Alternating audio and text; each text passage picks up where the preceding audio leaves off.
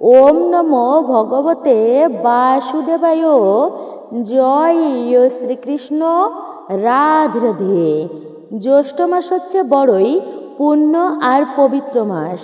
দ্বাদশ মাসের মধ্যে রসালো মাস হচ্ছে এই পবিত্র জ্যৈষ্ঠ মাস। এই জ্যৈষ্ঠ মাসে যদি এই সংকেতগুলো আপনারা পেয়ে থাকেন তাহলে অবশ্যই বুঝে নেবেন আপনার দুঃখের দিন বা খারাপ সময় এইবার শেষ হতে চলেছে, সৌভাগ্যের উদয় হতে চলেছে, জীবনে ভালো কিছু আপনি পেতে চলেছেন। মা লক্ষ্মীর কৃপায় মা লক্ষ্মী আপনার গৃহে প্রবেশ করতে চলেছে। আজকের ভিডিওটি খুবই গুরুত্বপূর্ণ, অত্যন্তই শুভ সংকেত নিয়ে আপনাদের সাথে আলোচনা করা হবে। যে সংকেতগুলো যদি জীবনে কখনো পেয়ে থাকেন তাহলে বুঝে নেবেন শীঘ্রই আপনার জীবনে ভালো সময় আসছে। পাশাপাশি এই জ্যৈষ্ঠ মাসকে বিশেষ গুরুত্ব দেওয়া হয়েছে, কেননা যদিও জ্যৈষ্ঠ মাসের অনেক গুরুত্ব মাহাত্ম্য আছে, যা হয়তো অনেকেই জানে আবার অনেকে জানে না।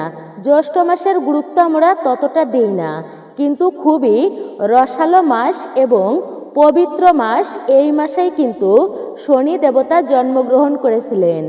এই মাসেই ভগবান রামচন্দ্র এবং হনুমানের মিলন হয়েছিল, মানে ভক্ত এবং ভগবানের মিলন হয়েছিল। তাই বলা হয়েছে এই মাসে বেশি বেশি হনুমানের পূজা অর্চনা করা, তারপরে ভগবান রামচন্দ্রের পূজা অর্চনা করা এবং তুলসীর সেবা করার বিশেষ গুরুত্ব এবং মহিমা বলা হয়েছে। আপনারা প্রত্যেক দিন যদি কিছু করতে পারেন বা না পারেন, অন্তত পক্ষে এই গ্রীষ্মকালীন সময়ে তুলসী দেবীর অর্থাৎ তুলসী বৃক্ষের তলায় জল অর্পণ করুন তুলসী দেবীকে।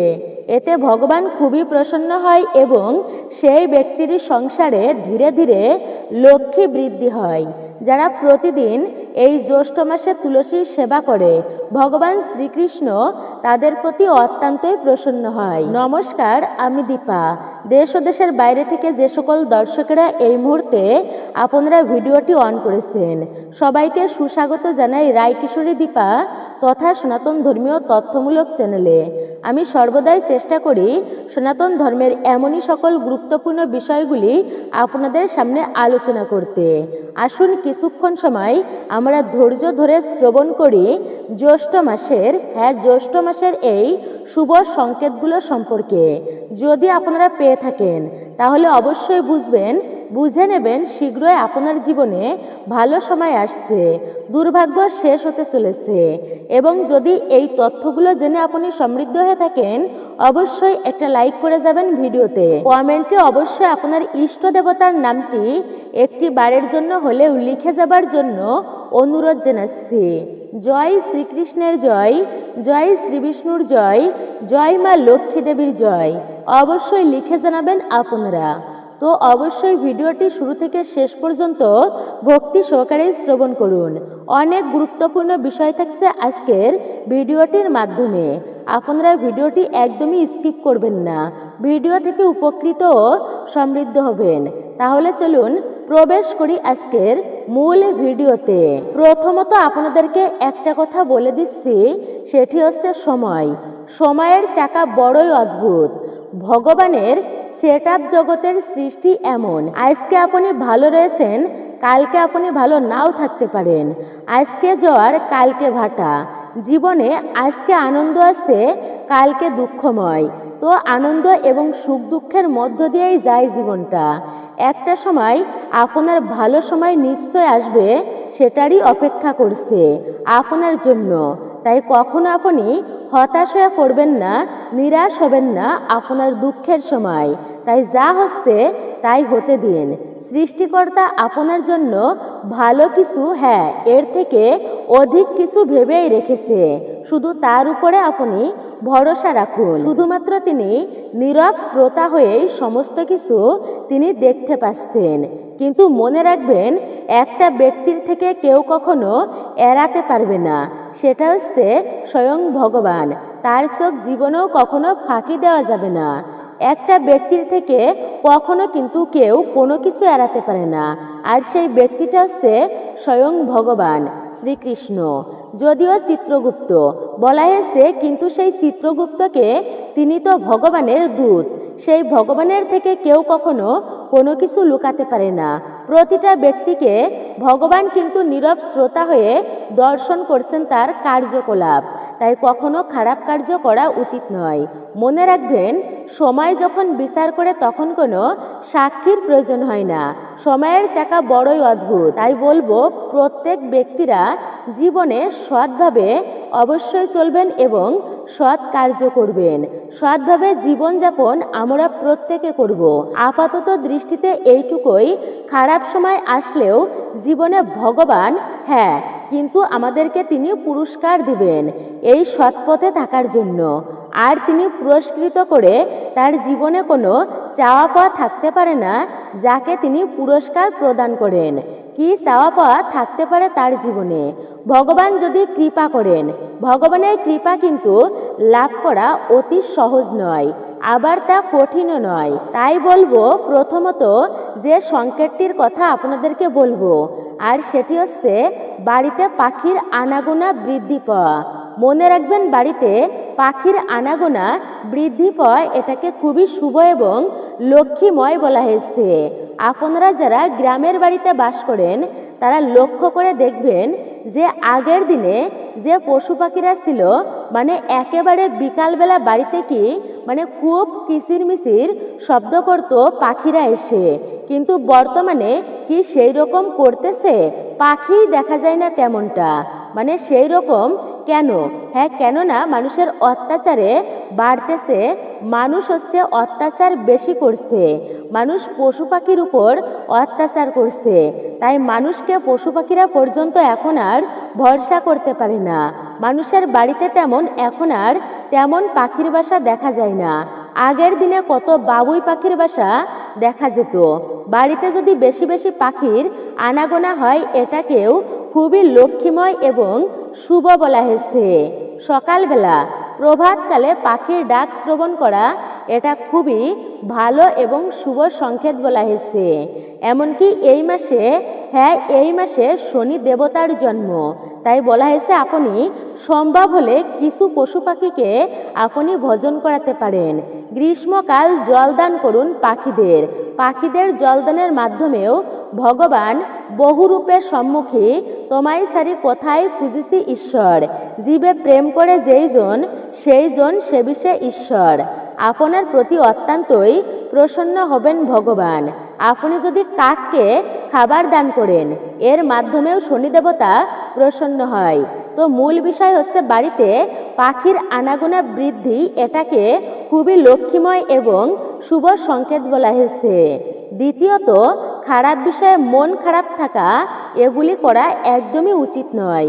গুরুত্বপূর্ণ বিষয় হচ্ছে এটি কিন্তু পূর্ণ বাস্তবিকতা শাস্ত্রের বিষয়গুলো আমরা জানার চেষ্টা করছি। তবে যদি আপনার বন্ধুরা হয়তোবা আপনাকে অনুপ্রেরণা দিচ্ছে, চলো আজকে অমুকের গাছের ডাব চুরি করে খাই, কিন্তু আপনি হয়তোবা চুরি করতে গেলেন, অথবা একটা খারাপ কাজের কথা বলল আপনাকে, আপনি সেটা করতে গেলেন। সেখান থেকে কিন্তু আপনার ভিতর থেকে যে একটা চেতনা কাজ করছে, না আমি এটা করব না, এই কাজটা করা উচিত নয়, এবং এখান থেকে যে আপনি বিরত হলেন। এই যে দেখেন শত ভাই, এই যে মহাভারতে কৌরবদের পক্ষে শত ভাই ছিল, সেখান থেকে একটা ভাই ছিল মাঝে মাঝে তার ধর্মের দিকে মন টানত। সেই ভাইটা হচ্ছে বিকর্ণ। এই বিকর্ণ যদিও তার শত ভাইয়ের কারণে পারত না ধর্মের দিকে যেতে, কিন্তু এই যে একটা চেতনা, এটা খুবই ভালো এবং শুভ।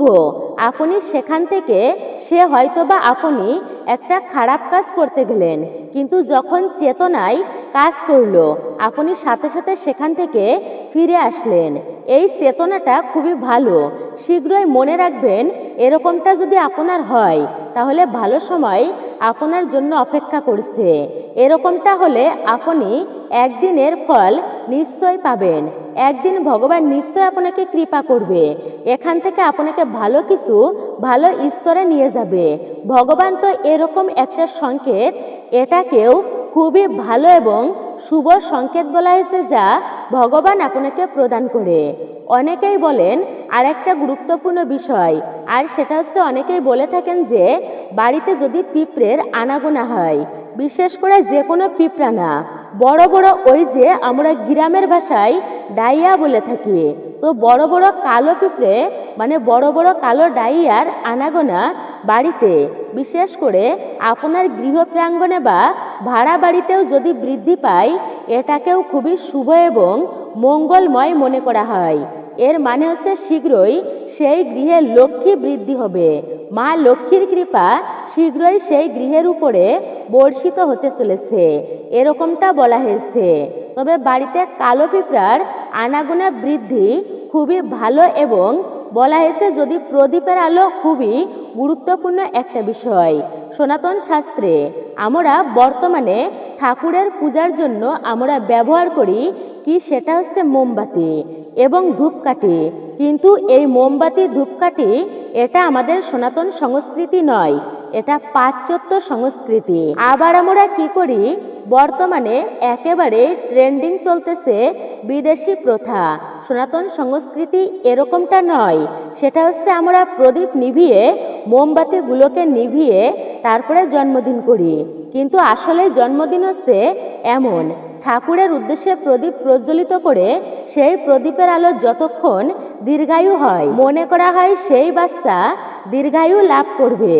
এমনকি সেই প্রদীপ প্রজ্বলিত করে ঠাকুরের উদ্দেশ্যে অর্পণ করে ঠাকুরকে পায়েসের ভোগ দিয়ে সেই প্রসাদ বাচ্চার মুখে দান করতে হয়, বাচ্চাকে দিতে হয়, এর মাধ্যমেও সেই বাচ্চার মঙ্গল হয়, ওই পাশ্চাত্য সংস্কৃতির মাধ্যমে নয়। তাই বলা হয়েছে সেই প্রদীপ খুবই একটা গুরুত্বপূর্ণ বিষয়।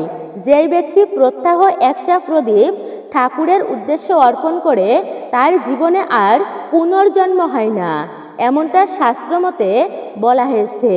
তাই সেই প্রদীপের আলো যদি এমন কখনো লক্ষ্য করেন, যদি আপনি যে ঠাকুরকে একটা প্রদীপ প্রজ্বলিত করে দিয়েছেন এবং সেই প্রদীপের আলো ধীরে ধীরে বা হঠাৎই বেড়ে গিয়েছে, এর মানে হচ্ছে ঠাকুর আপনার সেই পূজায় খুবই প্রসন্ন এবং আপনার শীঘ্রই ভালো সময় আসতে চলেছে, ভগবান আপনাকে কৃপা করতে চলেছে।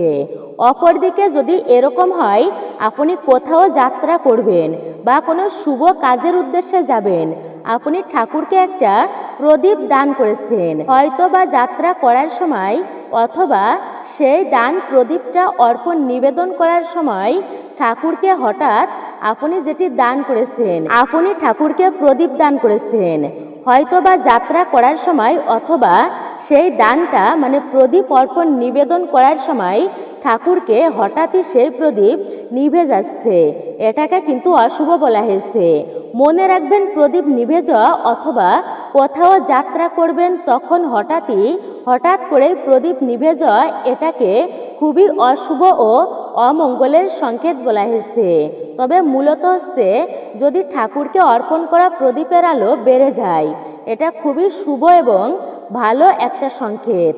আর একটা বিষয় হচ্ছে যদি আপনি কখনো খেয়াল করেন ঠাকুরের পূজা করতে গিয়েছেন, আপনি সেই পূজা করার সময় আপনার চোখ থেকে অশ্রু নির্গত হচ্ছে, একটা অন্যরকম আনন্দ অনুভূতি হচ্ছে, অনেকেই এটাকে ইমোশন বলে। মনে রাখবেন এই ইমোশন আর সাধারণ ইমোশন দুটো কিন্তু এক নয়, কেননা ভগবানের জন্য কান্না করা এটা কিন্তু সাধারণ কোনো বিষয় নয়। একটা হচ্ছে আনন্দের সহিত যখন কাঁদা হয়, এটা খুবই দিব্য আনন্দ, সাধারণ কোনো আনন্দ নয়। আপনি ঠাকুরের পূজা করছেন, পূজা শেষে ঠাকুরের জন্য একটা অপার আনন্দ হচ্ছে, সুখ অনুভূতি হচ্ছে। মনে রাখবেন ভগবান খুশি হয়ে আপনার সেই পূজা গ্রহণ করেছে, শীঘ্রই আপনাকে কৃপা করবেন।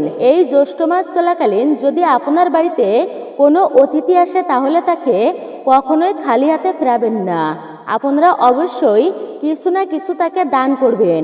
মনে রাখবেন অতিথি যদি খালি মুখে ফিরে যায়, খালি হাতে ফিরে যায়, হয়তোবা কোনোদিন কোনো অতিথি রূপে কোনো বৈষ্ণব আসবে আপনার বাড়িতে, কোনো মহান ব্যক্তি আসবে, তাই অবশ্যই অতিথিদের আপনারা সেবা করবেন, এটা হচ্ছে পরম ধর্ম। এই অতিথি যদি আপনার বাড়িতে আসে এটাও খুবই শুভ এবং মঙ্গলময় বলা হয়েছে। যদি কোনো বৈষ্ণব ব্রাহ্মণ আসে বাড়িতে এবং বলা হয়েছে আরেকটা বিষয়, অনেক সময় এটা জ্যোতিষশাস্ত্র মতে সেটা হচ্ছে পুরুষের ডান চোখের উপরের পাশ লাফানো, মানে বিশেষ করে ডান চোখের উপরের পাশটা খুবই ঘন ঘন লাফাচ্ছে, এটা খুবই শুভ বলা হয়েছে পুরুষের ক্ষেত্রে। শীঘ্রই তার জন্য ভালো সময় অপেক্ষা করছে। হয়তো বা শারীরিক ক্ষেত্রে, আর্থিক ক্ষেত্রে, মানসিক ক্ষেত্রে ভালো হবে যদি পুরুষের ক্ষেত্রে বাম চোখের নিচ পাশটা লাফায়, এটাও কিন্তু খুবই ভালো। তবে বাম চোখ লাফানো খুবই অশুভ বলা হয়েছে। এবং মেয়েদের ক্ষেত্রে বাম চোখ লাফানো খুবই শুভ, মানে পুরুষের ক্ষেত্রে ডান চোখ লাফানো ভালো এবং মেয়েদের ক্ষেত্রে বাম চোখ লাফানো ভালো বলা হয়েছে। এরপরে হচ্ছে যদি কখনো কাউকে প্রসন্ন করতে পারেন, আরেকটা খুবই গুরুত্বপূর্ণ সংকেত হচ্ছে এটি। জীবনে আমরা এটা অনেক সময় আমরা অবহেলা করি, তুচ্ছ করি বিষয়টাকে। সেটা হচ্ছে মনে রাখবেন গুরুজনের আশীর্বাদ। শুধু গুরুজন নয়, আপনি কাউকে প্রসন্ন করতে পারেন যদি, এবং তার মন থেকে যদি একটা আশীর্বাদ আসে, এই যে একটা আশীর্বাদ, এটা যে কত বড় প্রাপ্তি, গুরুজনের আশীর্বাদ, এটা আমরা সবাই উপলব্ধি করতে পারি না। আমরা হয় কি বৈষ্ণবদের কাছে গিয়ে প্রভু আমাকে কৃপা করো, গুরুদেব আমাকে কৃপা করুন, এইভাবে কৃপা হয় না। কিন্তু কৃপা কাকে বলে? কিছু করেই তাই পেতে হয়। আমি গুরুদেবকে, অর্থাৎ গুরুদেবকে বলতে হবে না যে গুরুদেব আমাকে কৃপা করো, এমন একটা কার্য করবেন যে কাজটার মাধ্যমে গুরুদেব খুবই প্রসন্ন হয়। এমনিতেই আপনাকে গুরুদেব মন থেকে আশীর্বাদ করবে, আপনি জগতে দীর্ঘায়ু হন, ভালো কিছু করেন। জগতে এই যে মন থেকে যখন একটা আশীর্বাদ চলে আসবে, এটা হচ্ছে বড় প্রাপ্তি। এর মতো প্রাপ্তি জগতে আর কিছু নেই। এটা ভগবানের আশীর্বাদ তুল্য। ভগবান দৈব আশীর্বাদ তুল্য বলা হয়েছে তাকে। দৈব আশীর্বাদ তিনি প্রদান করেন। তো এগুলো কাউকে বলতে হয় না গুরুদেব আমাকে কৃপা করো, এমনিতেই কৃপাটা এসে পড়বে আমার উপর, অর্থাৎ আপনাদের উপর ভালো কার্যের মাধ্যমে। সেই জন্য কৃপা হচ্ছে, কৃপা মানে কোনো কিছু করে পেতে হয়। তো এমন বলবো, এটাও কিন্তু খুবই ভাগ্যের বলা হয়েছে, এটাকে সব থেকে চরম সৌভাগ্যের বলা হয়েছে যদি গুরুজনের আশীর্বাদ পাওয়া যায়।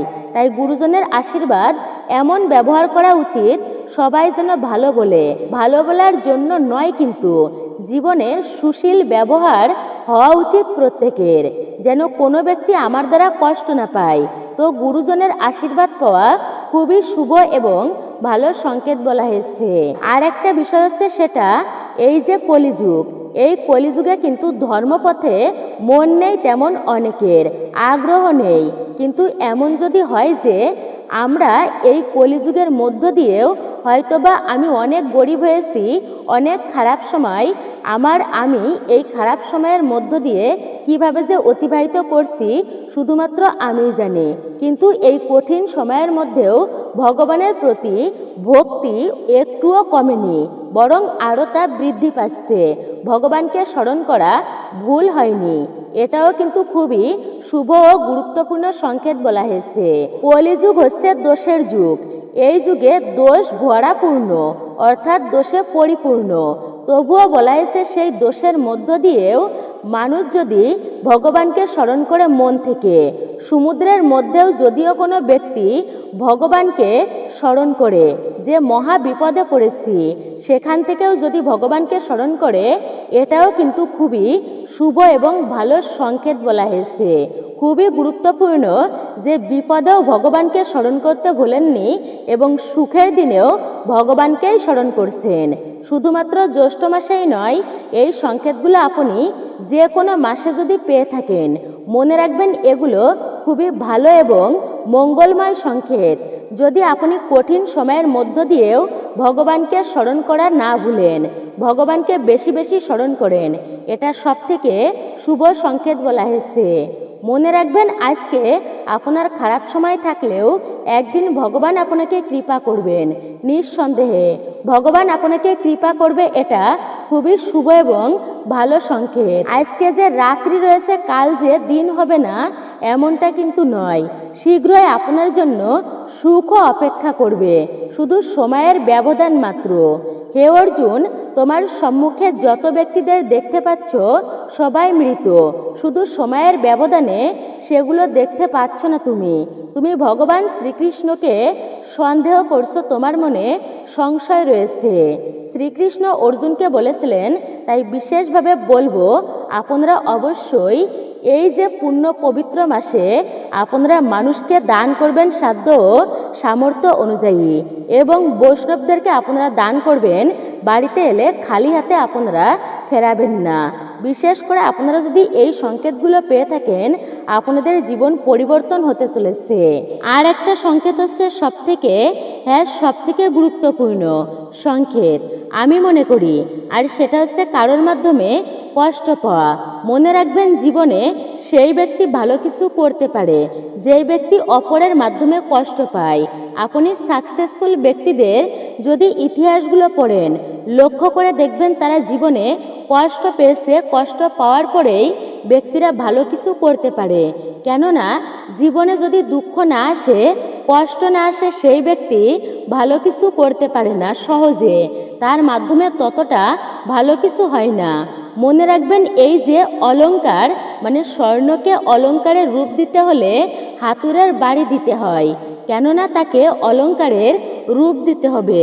মানুষের মধ্যেও যদি কষ্ট না আসে তবে সে ভালো কিছু করতে পারে না সহজে, ভালো কিছু ততটা হয় না তার দ্বারা। কিন্তু তাই বলা হচ্ছে যে ইতিহাস পড়লে আপনি অনেক বিষয় জানতে পারবেন। প্রত্যেকটা সাকসেসফুল ব্যক্তিদের পিছনের জীবনী দেখলে আপনারা বুঝতে পারবেন কতটা কষ্টের মধ্য দিয়ে তারা জীবন যাপন করেছেন। কষ্ট আসলে মানুষের মানে প্রকৃত একটা শক্তি ও সামর্থ্যের প্রকাশ পায় এর মাধ্যমে। সেখান থেকে সেই কষ্টকে অতিক্রম করে আসার পরে বোঝা যায় যে আমি কতটা শক্তিমান ছিলাম। এই জন্য যদি জীবনে দুঃখ আসে তবে মনে রাখবেন, এই যে প্রহ্লাদ মহারাজ, ধ্রুব মহারাজ, তার বাবা তাকে কোলে নেয়নি, সেই জন্য সেই কষ্ট পেয়ে তিনি এতটাই কঠিন তপস্যা করেছেন, ব্রহ্মার থেকেও আরও বেশি ধন লাভ করেছিলেন। সেই ধ্রুব মহারাজ ধ্রুবলোক লাভ করলো। তো যাই হোক, এগুলো শাস্ত্রের কথা।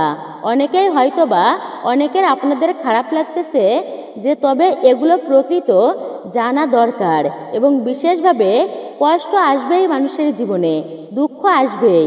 যদি বাস্তবিক ক্ষেত্রে বলি, আমি যে বলতেছি আপনাদের সামনে, আমার জীবনেও দুঃখ রয়েছে, এগুলো স্বাভাবিক। রাজা হলেও তার জীবনে দুঃখ কষ্ট থাকবে, কিন্তু সেই কষ্টগুলোর পরেই সুখ আসে। সুখ দুঃখ নিয়েই মানুষের জীবন। এই জগৎটাই এমনটা দুঃখালয়, দুঃখে ভরা এই জগৎটা। হে অর্জুন, এই জগৎটা হচ্ছে দুঃখের আলয়। তাই প্রকৃতই মানুষের উচিত সৎভাবে জীবনযাপন করা, ভালোভাবে জীবনযাপন করা। এর মাধ্যমেও বিশেষ কৃপা লাভ করা সম্ভব। জীবনের সুখ শান্তি ও আর্থিক দিকে আপনি উন্নতি করতে পারবেন যদি মা লক্ষ্মী আপনার গৃহে প্রবেশ করে। যদি আপনার ভিতরে এই লক্ষণগুলো আপনি পেয়ে থাকেন তাহলে আপনি একজন ভাগ্যবান ব্যক্তি। তবে আপনি কাউকে এই সংকেতগুলোর কথা বলবেন না, আপনার জীবনে মঙ্গল অবশ্যই হবে। মূলত এটাই ছিল আমাদের আজকের ভিডিওটি আপনার কাছে কেমন লেগেছে মূল্যবান মতামত জানাতে একদমই ভুলবেন না। আর আপনি যদি আমাদের চ্যানেলের নতুন দর্শক হয়ে থাকেন, বিনীত অনুরোধ চ্যানেলটি অবশ্যই সাবস্ক্রাইব করবেন, পাশে থাকার নোটিফিকেশন বেল আইকনটি প্রেস করে রাখবেন। সকলে ভালো থাকুন, সুস্থ থাকুন, পরম করুণাময় ঈশ্বরের অশেষ কৃপায়।